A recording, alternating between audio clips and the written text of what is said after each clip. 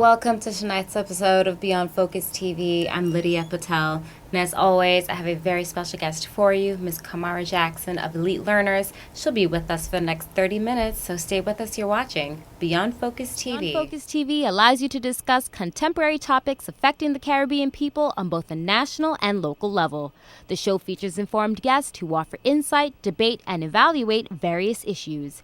Beyond Focus TV builds on the station's mission to provide useful information to the Caribbean people in New York and abroad. Beyond Focus TV, where our viewing audience can get educated, informed, and empowered. Welcome back. You're watching Beyond Focus TV. I'm Lydia Patel. And like I said, I have a very special guest for you, Ms. Camara Jackson from Elite Learners. Welcome to the program. Thank you. Thank you for having me. It is great to have you. You're actually family because Yes. we'll get to it a little bit later on. But Ladies of Third Thursday, you're one of our Rising Star Women for the 2019 awards. So it was great. And you're stellar, and you have Elite Learners. But before we actually go into all of that, let's talk about who Camara Jackson is. Well, born and raised in the Brownsville section of Brooklyn. I've always been a teacher, right? From a very early age, just wanted to take on a leadership role and kind of teaching and leading young people, right? So I started to teach. I went away to college. And upon returning to New York City from college, I started to teach. But unfortunately, I have sickle cell disease. Okay. So, and it's been a constant struggle, dealing with my illness and kind of really wanting to fulfill my life goals. So when my illness got too rough, I stopped teaching and came out on disability. But being home just didn't sit right with me. So I decided to think, what is it that I can do to still impact young people and fulfill my mission of being a teacher and continuing to lead. So I started the organization Elite Learners, Inc. I love it. And just on a total side note, I just want to tell you that you do not even come off as being ill. I'm telling you, I mean, you have this great aura and spirit about you and look so strong. So you are definitely blessed. So whatever you're doing, continue because I know it's hard and there's challenges to get up every day and continue. Many challenges. The illness is, and it's very prevalent in the black community. Yes, very prevalent. Many people don't like to speak about it. I mean, it's rough. Constantly in and out of the hospital. Right now, the older you get, the more the sickle cell starts to affect other organs. And so recently I've been diagnosed with heart disease, and it's just an ongoing struggle to kind of stay up and stay at it and continue to fight, but you have a purpose and you're not giving up. Definitely. And I enjoy what I do. Right, and when you enjoy what you do, it gives you that extra oomph in the morning to be able to just get up. So coming from Brownsville, and we know the education system, and you were educated in Brownsville, so you could kind of know what some of the pitfalls are and kind of what you wouldn't want to perpetuate because sadly our community is still left. Honestly, being raised in Brownsville, my mother would send me to East Flatbush for school. And I just would be like, Mom, why do I have to leave my community, right, my section of Brooklyn, to travel to East Flatbush to go to school? And it was just this idea that Brownsville schools weren't good enough. And being the only child, it was rough. And I vowed that I said if I ever had the opportunity, I would come back to Brownsville and make our schools good enough. And that's my mission today, and I'm on it. Like, I'm on that mission to be able to have our schools just as good as the schools outside of Brownsville. Now, as someone who's worked in the education system, why do you think that is? Because you've been on the inside, so you hear the things, you know how they really think about most communities, to be honest. Honestly, I believe it's the lack of resources. Okay. It's just that many of the initiatives, a lot of the new technology, a lot of the resources come to our community last. And it's unfortunate, Recently, our borough president, Eric Adams, launched a STEM initiative in which I give him ultimate credit because he launched it in Coney Island for the first year, and the second year he brought it to Brownsville. And it's now that we're starting to get catch up with the rest of our other communities. Mm-hmm. And it's due to new leadership, right? And we have elected officials that are in office now that are really fighting to make sure Brownsville receives the same opportunities that the other communities do. And for so long, we didn't have that. And the crazy part is the numbers are there. It's not like Brownsville's a small community. No. We have Brownsville makes up some large numbers. Yeah, and a large number of working class people. So if you're looking at the numbers, you'd be like, because you could understand if they're saying, well, you're getting it last because, you only represent but this much. Brownsville, East New York, together make up a good chunk. A good chunk of hard-working people that really just want the best, and we deserve it, just like the other communities. So Elite Learners is in Brownsville and in East New York, and one of our main priorities is to serve our students and our families and make sure that they know about the STEM initiatives, make sure that the cultural arts programming is in the community. We provide free after-school programs, tutoring.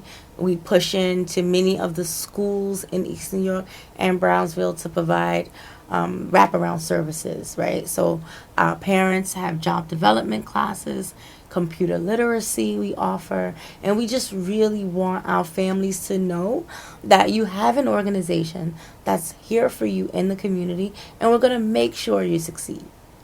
So which school in particular would you say this is associated with? Or once you're in Brownsville, once you live in Brownsville or you live in East New York or you go to school in East New York, even we have programs in schools in East Flatbush. We're in a large majority of the schools. If we're not, our main office is at 45 Belmont, and anyone can just stop in and receive services.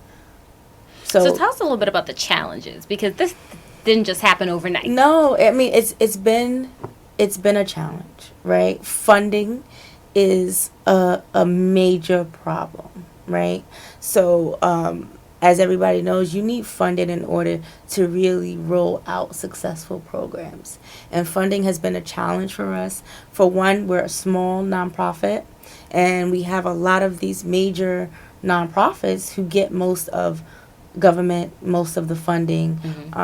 So funding has definitely been our number one challenge. We now have space, and as we are growing and we're being accepted into more schools, we have more space to provide our services. So space is not so much of a challenge anymore. It's mainly the funding. Also, finding credible people. You want to make sure that we're putting the best people in front of our children. And that's a major concern for me. So I just vet our employees, and we make sure that we have the best possible staff. That is awesome. Well, hold that thought. We'll take a quick break. We'll be right back. You're watching Beyond Focus TV. Stay back.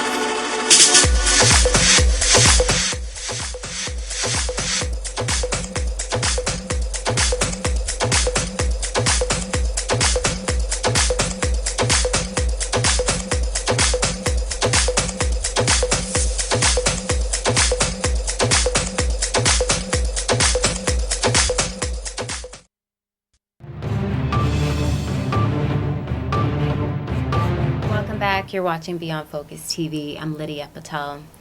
So, Camara, why don't you tell us about how you formalized? Because I love hearing the story of how you got this off the ground. I know with you being ill, you didn't want to just stay home. Right. So it kind of birthed from that. It birthed from that. But after having my daughter, in which I did have my daughter, she's 8 years old now. And after having my daughter, I went to volunteer in her pre-K at the time, her school. And upon volunteering, I just felt like it wasn't enough opportunities for her. There wasn't enough programming to keep her busy and really in tune and engaged into school. So I volunteered at a couple of other local nonprofits, and it started from there.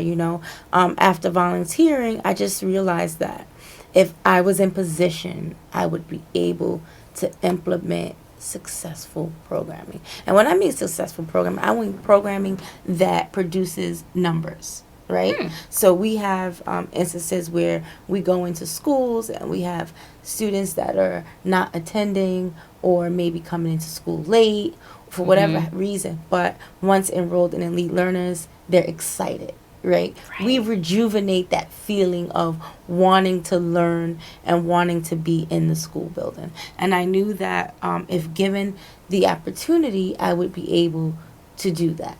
So we incorporated the organization.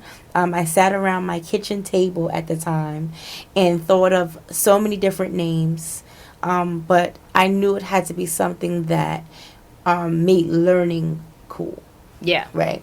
So I came up with Elite Learners, and also another thing too is I was hearing from time to time that so many individuals after being incarcerated was no longer able to enter the workforce.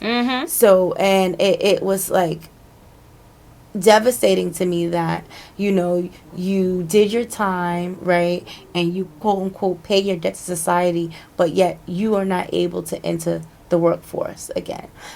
So I vowed that if starting the organization, we would have an anti-violence component, which would allow individuals that were formerly incarcerated to educate our youth, to prevent them from going down that path. So we birthed Elite Learners, and when I say birth, it was a team of community members, right, that helped me. My board president, Allison Martinez, she's an attorney. She helped me draft the paperwork, and everybody was excited. Yes, of course. And I just knew that I wanted to offer something to the community that didn't necessarily cost them an arm and a leg, but gave them an arm and a leg, right? And that's what we do. Our programs are free, and we we pour into it, So you'll That's see awesome. the website. It shows dance programs. You'll see the participants always have uniforms and SAT prep. We always make sure they have books, and we just go above and beyond to make sure that our students know that they have a dedicated support system. So when you started Elite Learners, you started with how many children? Well, we ran our first program, and I'll never forget it. It was a lunchtime book club. Okay. It was a lunchtime book club, and it was the goal was to promote literacy, and we started with 12 participants, 2 periods, so we had 24 students, and we served 24 students from January to June, and then the following year we doubled our programming. So we went from one program in one school, serving 24 students each, to serving over 200 students the next school year. That's just great. How does that make you feel? I mean, just yesterday I walked into the office, and it's very rare that I get in first where I open up. But yesterday I got there early, and I opened up, and as I walked in, I just was filled with joy, because it's an accomplishment. We didn't have a storefront. Now we have a storefront where I'm able to just house kids after school. And it's a safe haven. It's a safe space. It's a safe haven. It's a safe space. They have computers. They're able to do their homework. We just recently launched a business to beauty program and a transfer high school where my participants were able to, create their own business. So now they're entrepreneurs, they're making wigs and they're doing hair, and now they're able to take that skill and launch a business. And it's overwhelming. It's overwhelming. That's amazing to be able to know that you've created that. Yeah. And then throughout the summer, Yes. this is, I think, is the time when they need it the most, even though they're not formally in school. But it just saves lives. It keeps them out of trouble. Yes. Yes. So actually, throughout the summer, we do a variety of things in both elite learners and then also in our anti-violence initiative. So this summer we'll be occupying the corners, which is basically having credible messages on the streets to make sure our communities are safe and to make sure our young people, you know, have resources. We hand out anything from sandwiches to job opportunities, and we're really just in the streets promoting safe communities. We also will have our academic programs running throughout the summer. So the SAT prep, the PSAT prep, we'll be making sure that our second grade students are able to pass their upcoming exams in the third grade. So we do everything to promote continuous academic achievement and also to make sure that our young people have opportunities. Jobs are very, very important. Yes. So we hire all year long, not just the summer. I have my junior staff that works with me all year long. And then in the summer, I try to increase the numbers to make sure I'm supporting the SYEP program, so students who were not accepted into SYEP are now able to come and apply for Elite Learners. And SYEP stands for? The Summer Youth Employment Program.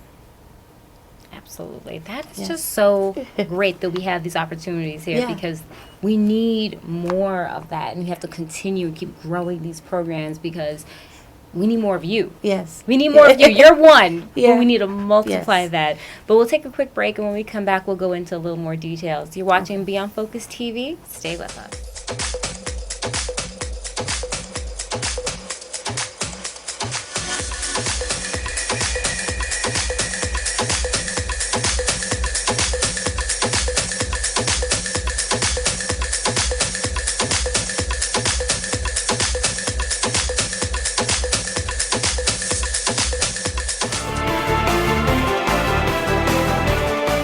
Back, you're watching Beyond Focus TV. So Elite Learners, where do you ultimately see this growing?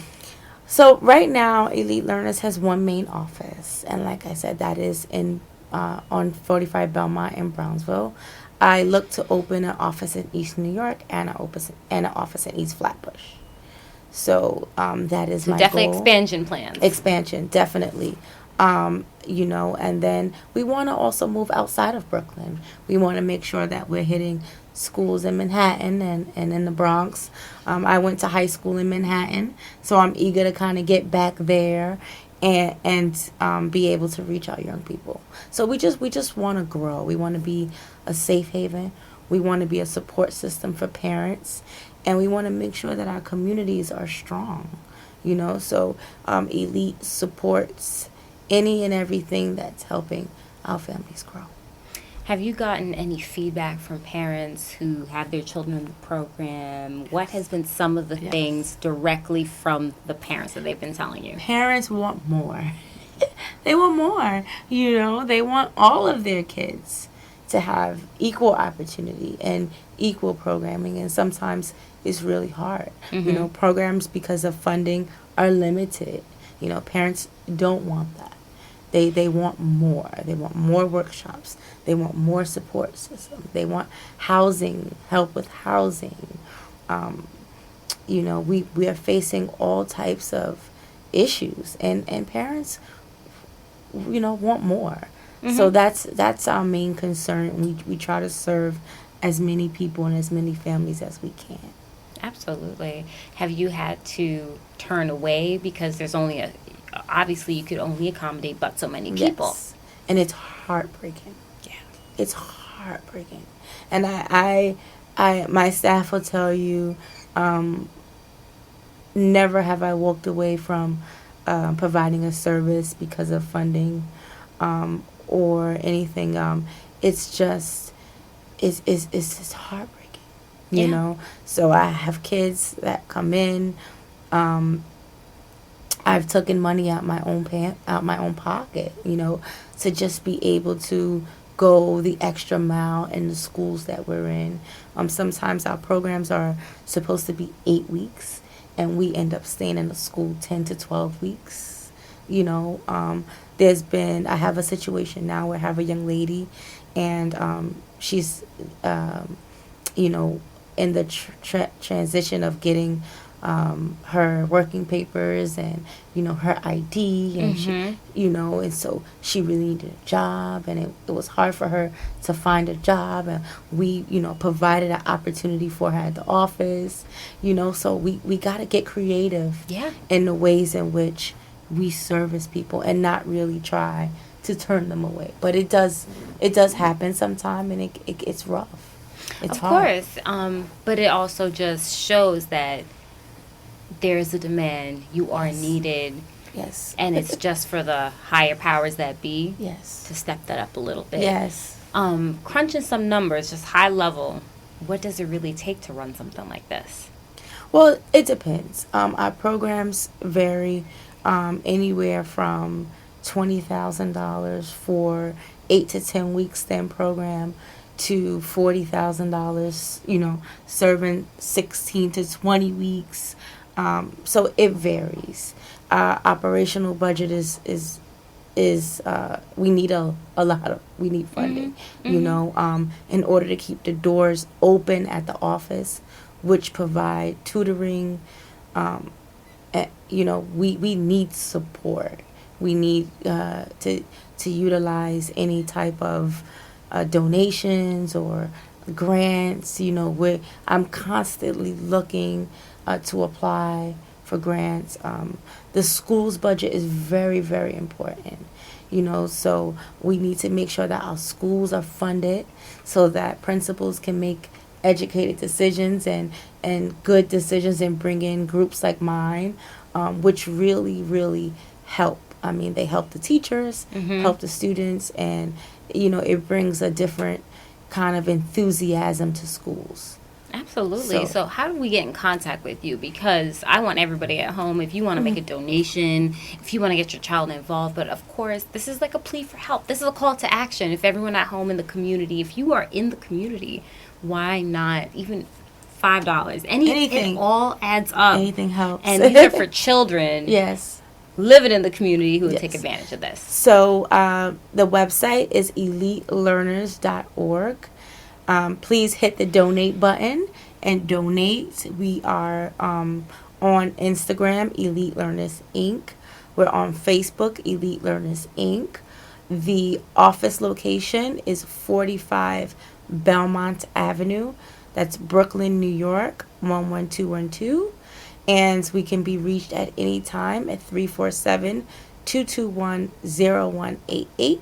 That's 347-221-0188. Camara, when you started this a few years ago, did you ever see it being exactly where it is today? Oh, yes. Oh, I love that. I love when I hear a yes. Sure did. I felt it, and I still feel it. And we have a long way to go, but we're getting there, and sky's the limit. What about your family? What about the support because sometimes I find when people like ourselves who are doing things, sometimes, our families and whatnot, we kind of look to them to be like, yeah, we don't see it as much, but everybody else could see it from that side. You know what? And I think this is a unique situation. I think my family is just now, when I say recently, I think my family has recently caught on. Like they were in shock, really didn't understand the movement that Elite Learners was about to make. And I remember just speaking it into existence. And they would say, oh, you're out of work.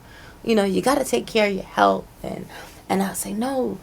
And eventually you get tired of just saying it, and you do it. And I think now that we're growing, they're starting to catch on, and more interviews like this, and the more exposure we get, the more students I help, I think they're starting to turn around and actually say, they're wow. probably like, oh, wait, she for real, yeah, she's into this. Like, and like I said, I love it. The staff at Elite Learners is a family. We've had the same staff from beginning to now. As a small nonprofit organization, I have employed so many people. That's a great feeling. So it is. And I support businesses. We have a lot of our consultants that run their own businesses, and we support an abundance of people. So it's a great opportunity to be able to serve the community and also,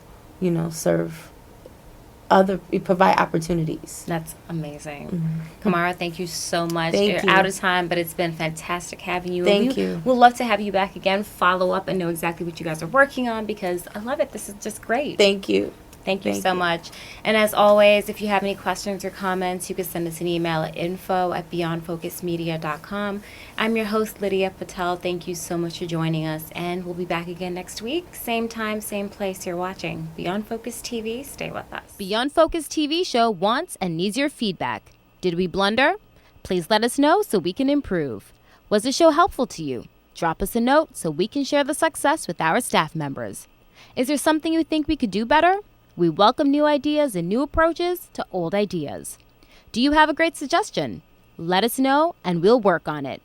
If you would like to share your comments anonymously, please send us an email at info@beyondfocusmedia.com. If you want to get in touch with the executive producer directly, send him an email at gene@beyondfocusmedia.com.